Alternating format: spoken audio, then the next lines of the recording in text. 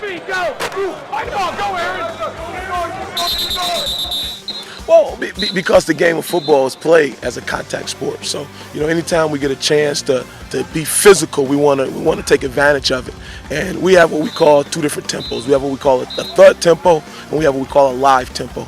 During our thud tempo is what we call tackling without taking him to the ground, thus trying to save the legs, trying to save some of the pounding, but not taking away from the physical nature of the game. So most times we'll be in a thud situation, but sometimes during spring we'll have a live, and at that point now we're tackling and we're actually taking them down to the ground. So those are the two different styles of physical contact that we'll use during spring.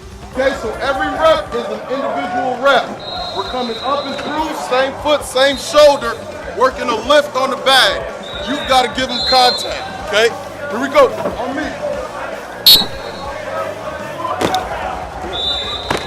Good.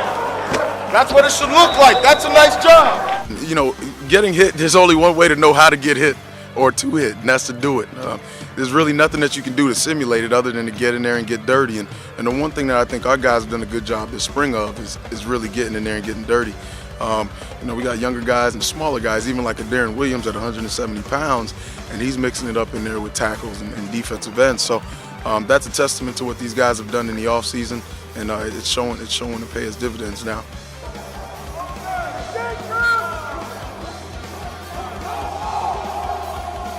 And, even as a defensive back, a lot of what we do is covering and trying to make sure that the receiver doesn't catch the ball, but at some point we're actually going to have to tackle as well, so we teach those guys how to tackle, we teach those guys how to thud, because at some point, during spring they're going to be put in both those situations. So even as a defensive back, as a linebacker, D-line, it doesn't matter. Our whole defense wants to be a physical defense, so everyone has to understand the tempo and what we're trying to get done.